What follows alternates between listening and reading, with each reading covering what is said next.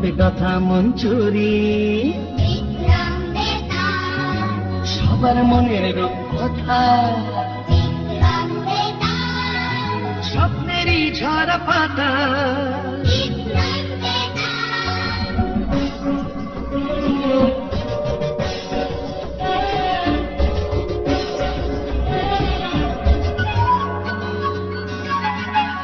জীবনের মোড়কে গল্প হাজার নীল লাল সাদা কালো রঙের বাহার কল্পনায় রূপকথায় মিলে একাকার তাই নিয়ে আসছে পর্দায় এবার বিক্রম বেতাল বিক্রম বেতাল বিক্রম বেতাল।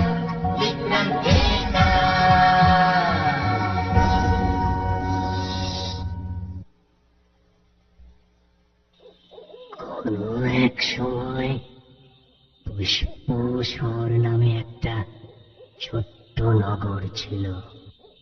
সেখানে জিমুতকেতু নামে এক রাজা ছিলেন। রাজার মনে ভারী দুঃখ ছিল। তার কোনো পুত্র সন্তান ছিল না। তাই তিনি বহুদিন ধরে কল্প বৃক্ষের আরাধনা করে অবশেষে পুত্র সন্তান লাভ করলেন।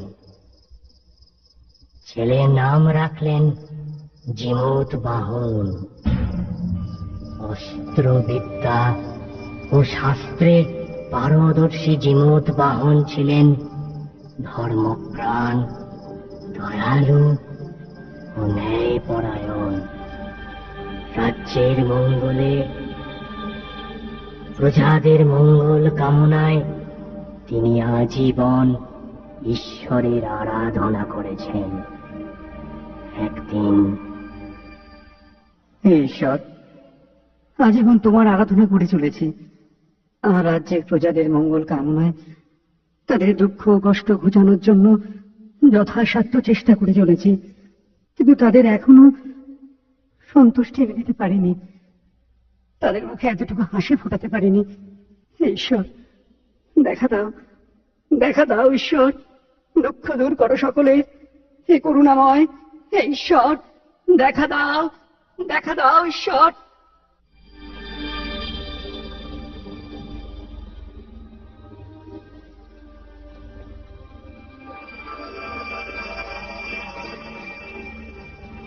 জিমুত বাহন,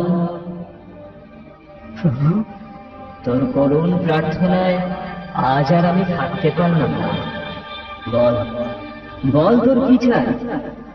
হে ঈশ্বর, আমার প্রজাদের দুঃখ দূর করো। সূর্যে ভরে দাও, সোনায় মুড়ে দাও এই শহর। বেশ, তবে তাই হোক। কি আশ্চর্য! এত ঐশ্বর্য, এত ঐশ্বর্য!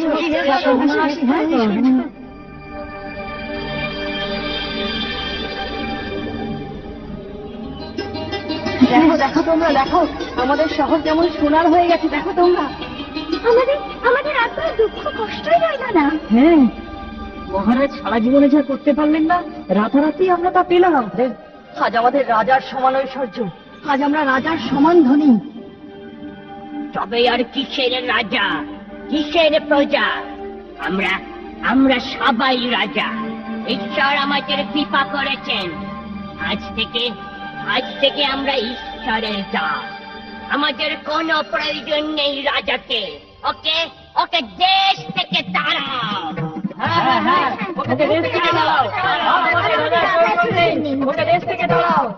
মহারাজ, মহারাজ, এ কি অনাসৃষ্টি কাণ্ড! চারিদিকে বিশৃঙ্খলা দেখা দিয়েছে মহারাজ। কেউ আপনাকে আর চাইছে না। তারা বলছে ঈশ্বরের কৃপায় আজ তাদের সব দুঃখ দারিদ্র ঘুচে গেছে, তাই আজ আর ওদের আপনাকে কোনো প্রয়োজন নেই মহারাজ। কি বলছো মহামন্ত্রী? হ্যাঁ মহারাজ, ওই শুনুন, ওরা আপনাকে দেশ ছেড়ে চলে যেতে বলছে মহারাজ।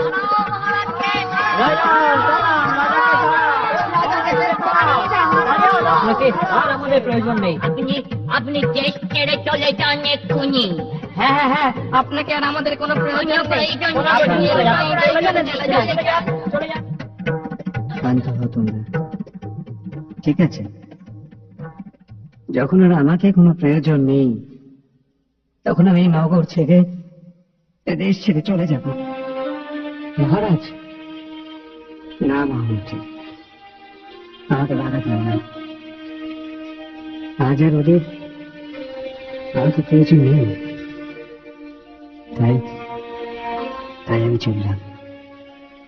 মহারাজ, মহারাজ, এ কি বলছেন আপনি? আমি ঠিকই বলছি।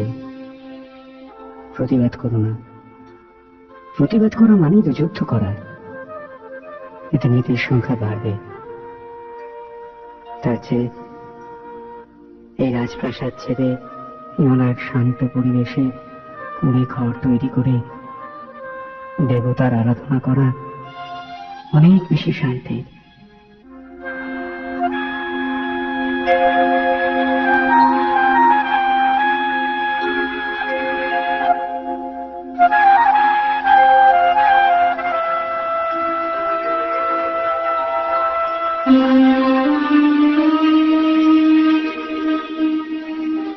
কে তুমি?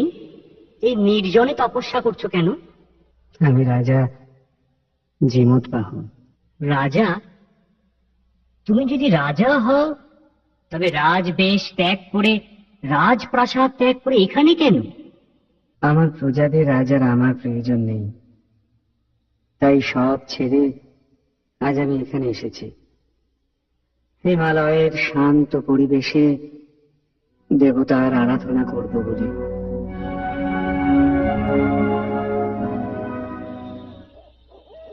এরপর দিনে দিনে ঋষি কুমারের সাথে রাজা জিমুত বাহনের বন্ধুত্ব বাড়তে লাগলো।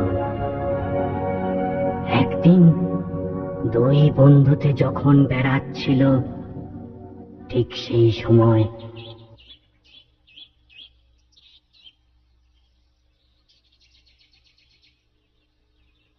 বন্ধু, ওটা কি দূরে ওই সাদা ঢিবিটা? ওটা হলো মৃত নাগেদের হাড়ের পাহাড়। এক সময় গরুরের সঙ্গে নাগেদের ভীষণ যুদ্ধ হয়েছিল। তাতে নাগেরা পরাজিত হয়ে গরুরের কাছে সন্ধি প্রার্থনা করলে গরুর বলে, ঠিক আছে, সন্ধি করতে পারি যদি তোমরা আমার আহারের জন্য প্রতিদিন একটা করে নাগ পাঠাও। তাহলে তোমাদের আর কাউকে কোনোদিন আলাদা করে আমি খাবো না। অগত্যা,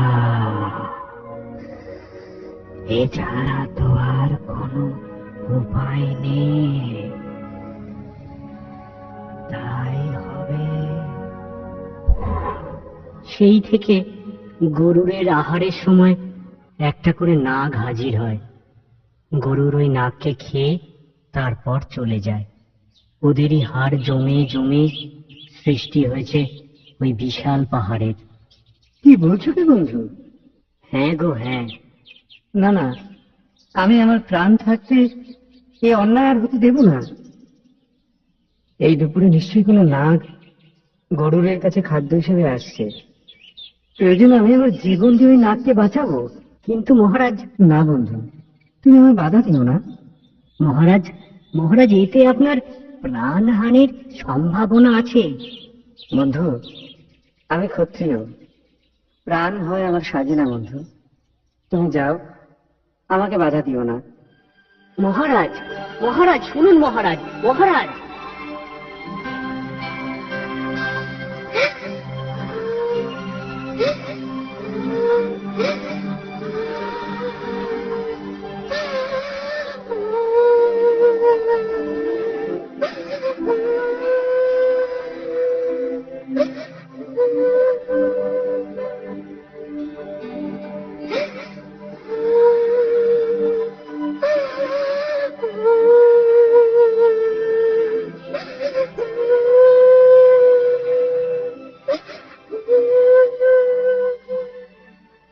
কি হয়েছে?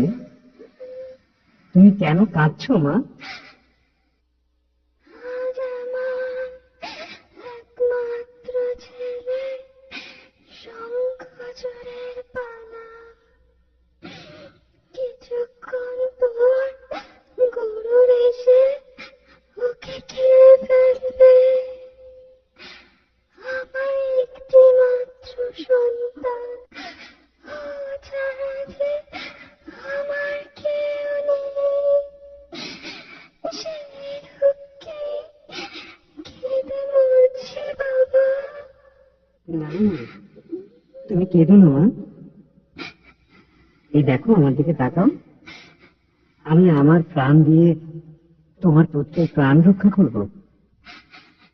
না বাছা, তা হবে না। অন্যের ছেলের জন্য তুমি কেন মিছে মিছে প্রাণ দেবে? আমি তো তোমাকে মরতে দিতে পারি না। এটা আমার অন্যায় হবে বাছা।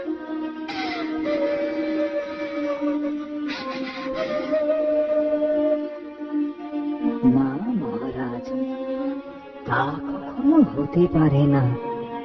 আপনি হচ্ছেন একজন ধার্মিক দয়ালু মানুষ। এই পৃথিবীতে আপনার বাঁচা একান্ত দরকার মহারাজ। আমার মতো তুচ্ছ জীবের প্রাণ চলে গেলে কোনো ক্ষতি নেই, কিন্তু মহারাজ আপনি বেঁচে থাকলে অনেকের অনেক উপকার হবে। কিন্তু আমি যে তোমার মাকে কথা দিয়েছি তোমার প্রাণ বাঁচাবো।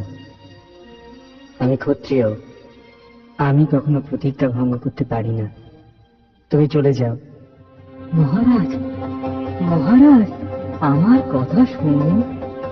গরুরের আহারের সময় হয়েছে, এখনিও এসে পড়বে।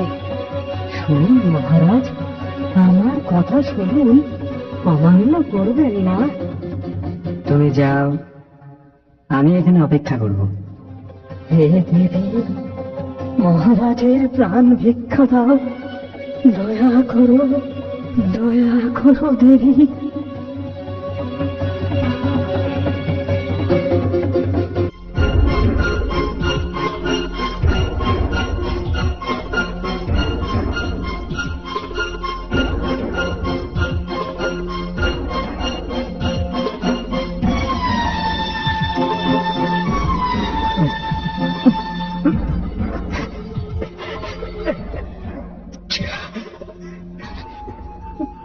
বাঁচাও, রাজাকে বাঁচাও, বাঁচাও তোমরা।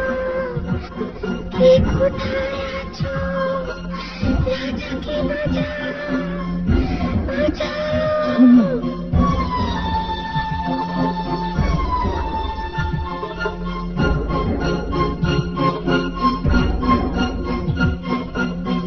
শোনো বিহঙ্গরাজ, শোনো।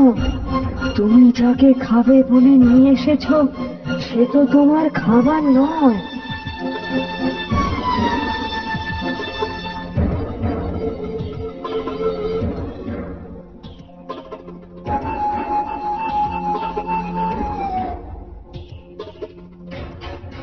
এ কি? কে তুমি? তুমি তো আমার আহার নও। বিহঙ্গরাজ, উনি হলেন ধর্মপ্রাণ রাজা জিমুত বাহন।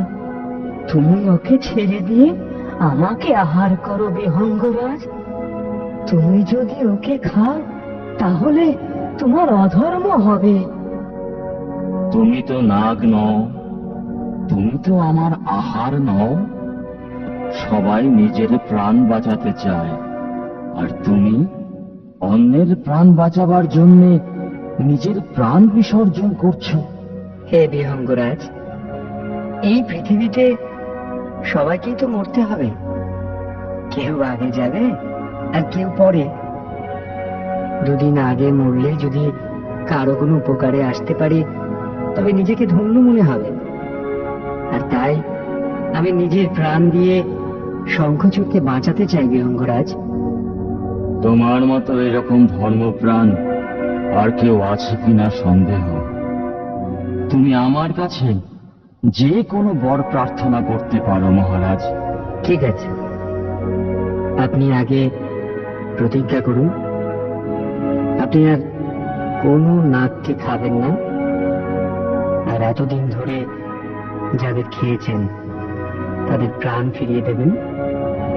বেশ, তোমার মহত্বের কাছে আজ আমি হার মানলাম। তুমি যা চাও তাই হবে মহারাজ। আমি অমৃত এনে মৃত নাগেদের হাড়ের উপর ছড়িয়ে দেব। সব মৃত নাগেরা একে একে বেঁচে উঠবে।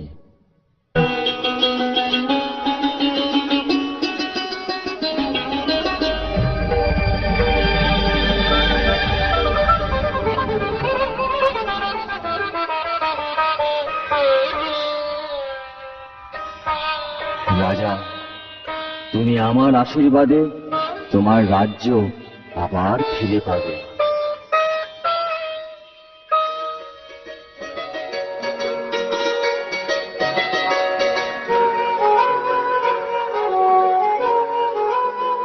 মহারাজ, মহারাজ, চলুন মহারাজ, ফিরে চলুন মহারাজ।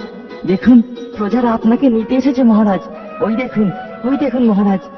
হ্যাঁ মহারাজ, আমরা ক্ষমা প্রার্থী, আমাদের ক্ষমা করুন মহারাজ, আমাদের ক্ষমা করুন। ফিরে চলুন মহারাজ, ফিরে চলুন, ফিরে চলুন মহারাজ, ফিরে চলুন মহারাজ, ফিরে চলুন মহারাজ।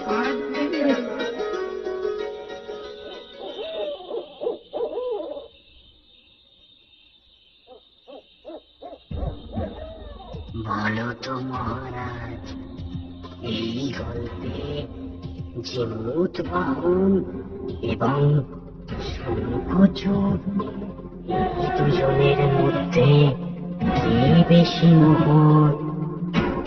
বলো, বলো মহারাজ, চুপ করে থেকো না, বলো। বেতাল, শঙ্খচূড় বেশি মোহর, কারণ শঙ্খচূড় প্রথম থেকেই যেমুদ্বাহনকে বারণ করেছিল, বারবার তাকে সাবধান করেছিল। যখন তাকে কিছুতেই থামাতে পারেনি, তখন সে কাত্যায়নী দেবীর কাছে তার মঙ্গল প্রার্থনা করেছে। পরে গরুড়ের কাছে এসে যেমুদ্বাহনের জীবন ভিক্ষে করে নিজের জীবন দিতে চেয়েছিল। সে কি মহারাজ, যে পরের জন্য প্রাণ দিতে গেল সে মহৎ হলো না কেন? তার কারণ যেমুদ্বাহন হচ্ছেন ক্ষত্রিয়। ক্ষত্রিয়র কাছে প্রাণ খুবই তুচ্ছ। তাই যেমুদ্বাহনের জায়গায় যে কোনো ক্ষত্রিয়ই এই কাজ করত বেতাল। কিন্তু তার পাশে শঙ্খচূড় এক তুচ্ছ জীব হয়েও সে গরুড়ের কাছে এসে তার তুচ্ছ প্রাণের বিনিময়ে যেমুদ্বাহনের জীবন ভিক্ষা করেছে। এই আমার মতে শঙ্খচূড়ই বেশি মহৎ। যথার্থই তোমার উত্তর মহারাজ। জয় জয় হোক মহারাজ বিক্রমাদিত্য। কিন্তু মহারাজ, আমাকে নিয়ে যাবার শর্ত তুমি লঙ্ঘন করেছ। তাই তাই আমি চললাম মহারাজ, আমি চললাম, বেতাল, আমি চললাম। বেতাল, বেতাল তুমি যেও না। বেতাল, আমি আসছি। বেতাল, বেতাল যেও না। বেতাল, বেতাল, বেতাল যেও না। বেতাল, বেতাল তুমি যেও